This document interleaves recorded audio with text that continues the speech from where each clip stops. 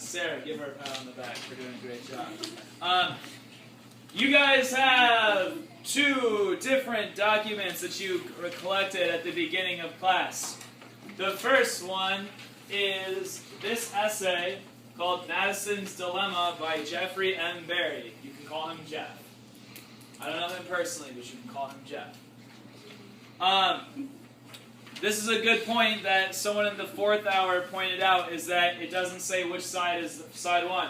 So if you look at this, the side that begins with a troubling dilemma is page 1, and then that means the other side is page 2. So please make sure you mark that before we get started. The first paragraph that begins with a troubling dilemma is page 1. The other side is page 2.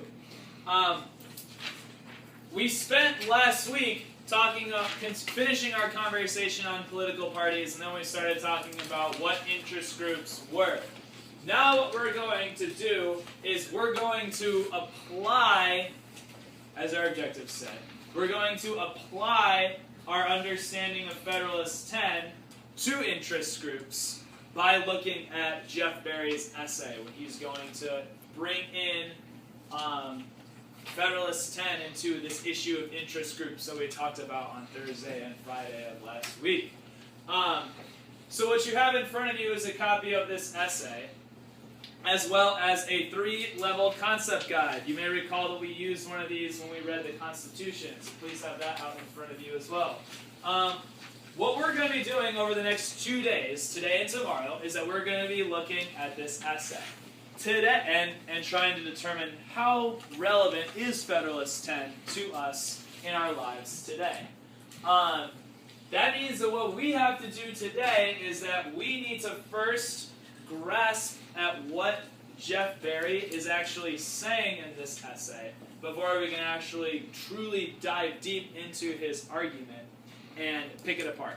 And we're going to use this 3-level concept guide in order to accomplish that. So if you look at it, if you have your 3-level concept guide out in front of you, not the essay, you will see once again that there are 3 different levels that we're going to be peeling apart. We'll be looking at the text at a literal level and seeing what does the text actually say.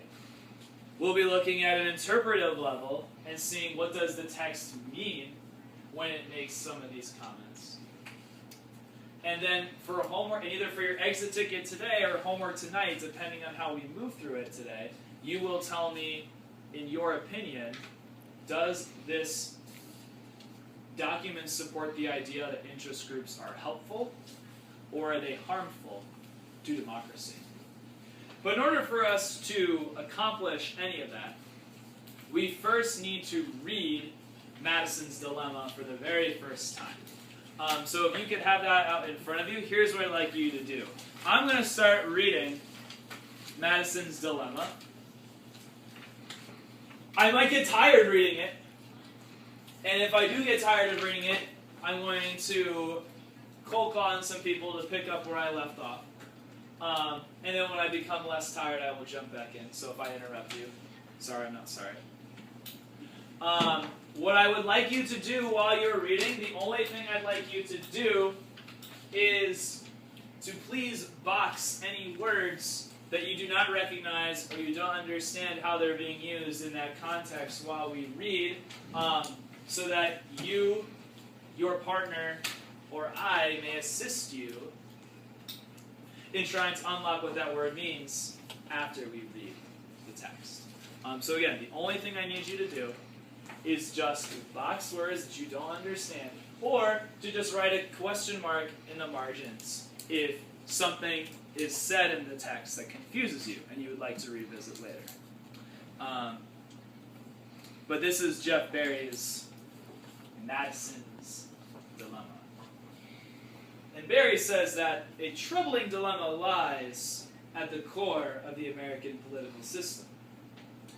Are all literal statements of what does the text actually say or not say. Kuizen, could you read the first statement for us? If the government does not allow people to pursue their self-interest, then it takes away their political freedom. Okay, so the first statement says Oh, Kuzan just said I'm not going to repeat it. That would be a waste. Right, Christina? That would be a waste. What we need to do is review the text, and then we need to decide whether or not we agree or disagree that the text actually says that. So the first thing I did after Kuzan read that statement is that I went back and looked at the first paragraph. And in the first paragraph, it says the dilemma is that if the government does not allow people to pursue their self-interest, it takes away their political freedom. This is actually what the text says. Elaine, do you need to go take a walk? Go to get a drink of water.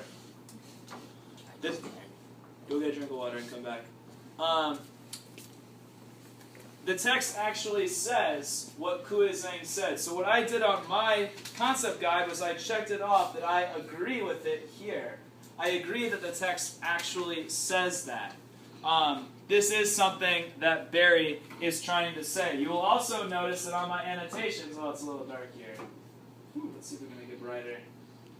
You will notice, once this gets brighter, there we go, that I drew a number 1 next to that sentence that I underlined. So when I refer back to my annotations and my concept guide, I know that this is where I'm actually getting the evidence to support my answer to why I agreed to number 1.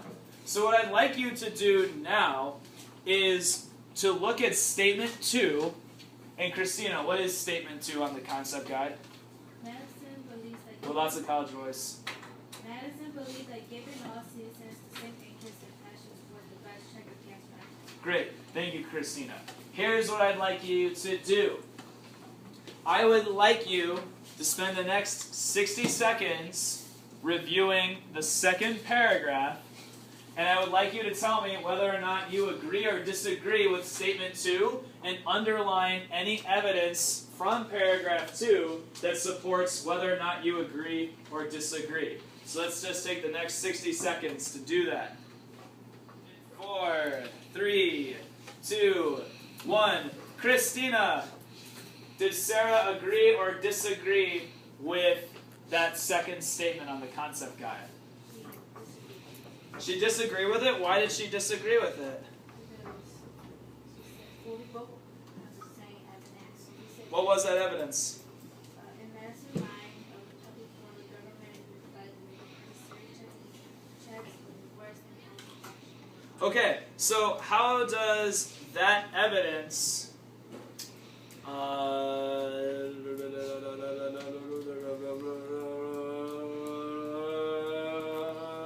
Bow. I was going back and forth between Bow or Carrie. I couldn't decide. Bow, how does that evidence that Christina identified for us support that we should disagree with that statement? Because it's saying that more interest can allow factions to not. Okay, so having more interest allows factions to not dominate. Cool. Yes, you will see that on...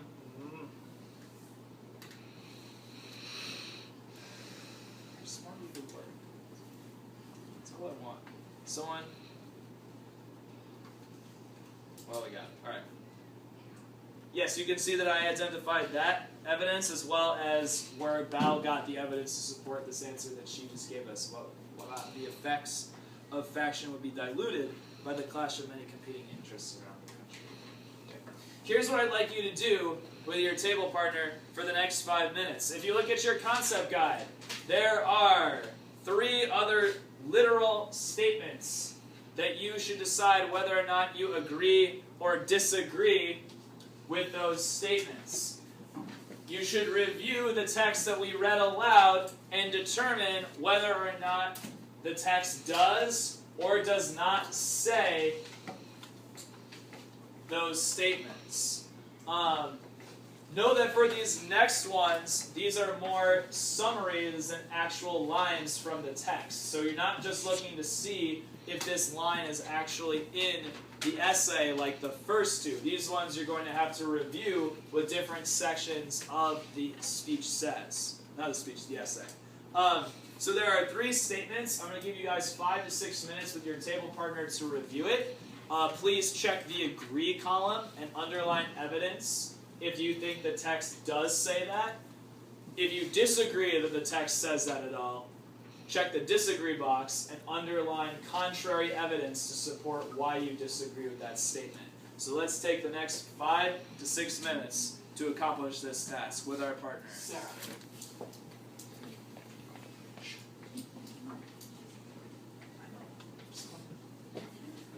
Okay. Okay, so let's talk about some of these literal statements. Do we agree or disagree with the third statement on this concept guide? We disagree with it? Yes. Okay, so Kuizeng disagrees with it. Who agrees with statement 3? Show some hands. Who agrees with the third statement here? Why are you, Carrie? You can't hide from me by doing that. You can't, like, put your hair in front of your face and hide from me.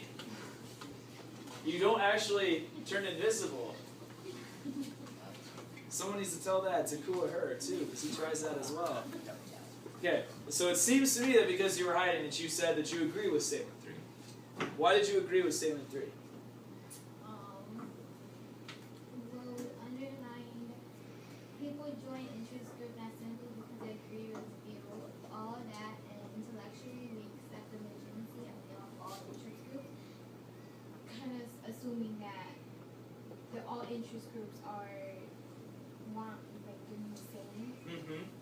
You'll notice that up here I underlined the same evidence as well as you, Carrie. But what else does Barry say about interest groups in that same sentence where you talked about intellectually? What else does he say in that same sentence, Christina, that Carrie started reading to us about intellectually we accept the legitimacy of all interest groups? But then what else does he say?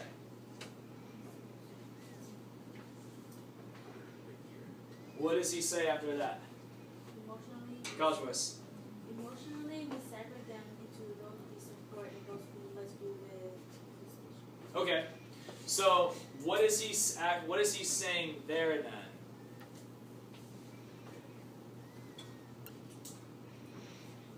Yeah. Why is he making a distinction between how we look at interest groups intellectually and emotionally?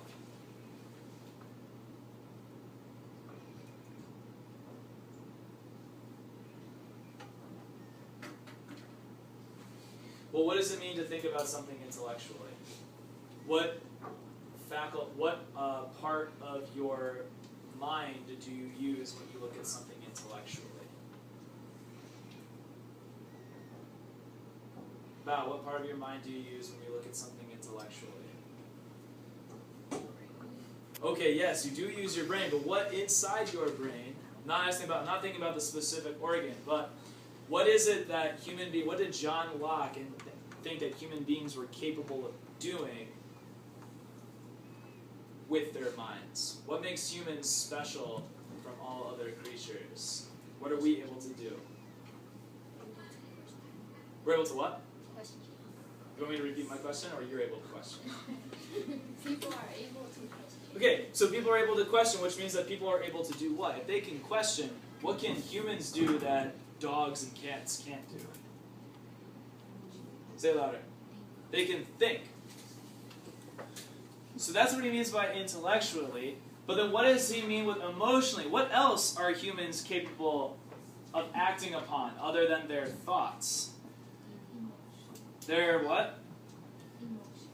Okay, so they're able to act with their emotions. What do we associate? Bao had said that when we think about intellectually, we think about our brains. When we think about our emotions, what do we say? What organ do we say we're acting with? Our hearts. So, is he saying then that if people look at interest groups with their brains, but they also look at them through their hearts, is he saying that all Americans look at every interest group the same way? My tongue. No, Why not? because Americans are looking at interest groups that they like, they agree with. And what about the ones they don't agree with?